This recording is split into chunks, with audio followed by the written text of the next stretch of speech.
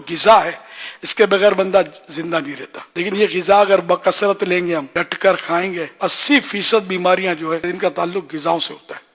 بے شمار بیماریاں جو ہے یہ زیادہ کھانے سے ہو رہی ہیں. رمضان شریف آیا، رمضان میں تو معدہ سیٹ ہونا چاہیے، طبیعت میں نشاط بڑھ جانا چاہیے، لیکن کم ہو جاتا ہے، بیماری بڑھتی ہے. حالانکہ حدیث پاک میں سومو تو صحو، روزہ رکھو صحت یاب ہو جاؤ گے، لیکن ہم اپنے پاؤں پہ کلاڑا مارتے ہیں. نیند سے اٹھیں گے، اٹھتے ہی کھائیں گے پیئیں گے تو معدہ بھی ایکٹیو ہونے دیا جائے. ابھی یہ معدہ گرم ہے، چلو نارمل کر لیا.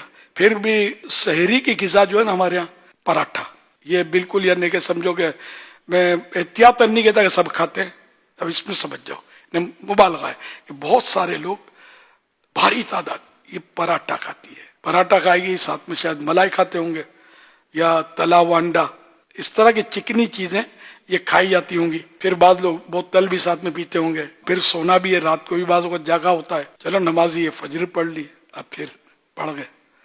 یہ جو ہیوی چیز ہے اس کو ہضم ہونے میں دیر لگتی ہے، لائٹ ہوگی جلدی ہضم ہوگی. پھر افطار میں سموسے کباب تو پکوڑے یہ کھاتے ہیں، اس لیے کہ دن بھر نہیں کھایا تھا تو اب یہ ساری کسر نکالتے ہیں.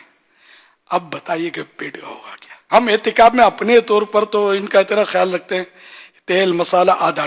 پچھلے بار بھی آدھے ہی کی ترکیب تھی، تعریف بھی سنی ہے میں نے کہ ترکیب اچھی رہی. پچھلے سال ٹیسٹ دیکھو، ٹیسٹ 19-20 ہوگا، لیکن ٹیسٹ پھر عبادتوں کا ٹیسٹ خراب کر دیتا ہے نا. تو اس لیے اس کا کھانے کا ٹیسٹ تھوڑا کم ہو جائے، نو پرابلم.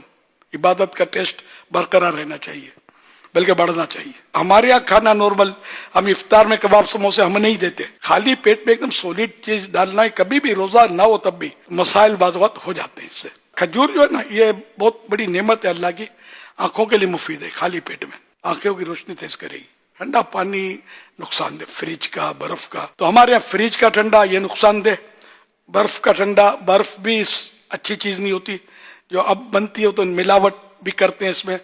میٹھا پانی ٹیکس بچانے کے لیے، خرچہ بچانے کے لیے، ٹینکر لینے، تو یہ دوسرا پانی جو ہوتا ہے نل کا یہ بھی ملا دیتے ہیں اس میں.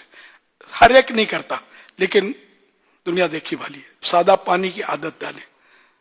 الحمدللہ میں نے سادہ پانی کی عادت ڈال لی ہے. یہ کہ اس سے اللہ کی رحمت سے مطلب یہ کہ آپ کی صحت میں دیکھنا، فائدہ نہ ہو تو مجھے کہنا. جب دیکھو نزلہ، جب جیسے چھینکے تو کھانسیاں، بیماریاں عام طور پہ یہاں سے جاتی ہیں. موٹاپا بھی یہاں سے جاتا ہے اور نکلتا بھی یہاں سے ہی ہے. اس کو تھوڑا بلاک قفل مدینہ پیٹ کا لگے گا، آپ کا وزن نارمل ہو جائے گا. میں آپ کی صحت آپ سے مانگ رہا ہوں.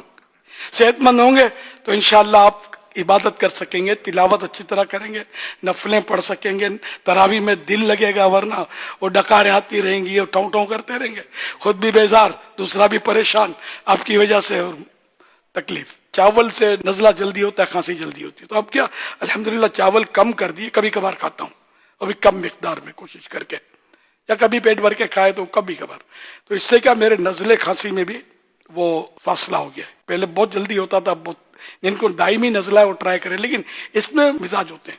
یہ حکمت والوں کی تقسیم ہے. تو جس کا بلغمی مزاج ہوتا ہے تو ان کے لیے چاول، ٹھنڈا پانی، ٹھنڈے شربت وغیرہ ان سے بچے ہی ہے، ورنہ نزلہ ہوتا رہے گا. بہت حکمت کی باتیں آپ کو بتائی ہیں میں نے الحمدللہ. تو اس کو اگر آپ سنبھال کے رکھیں گے انشاءاللہ آپ دکھی نہیں ہوں گے.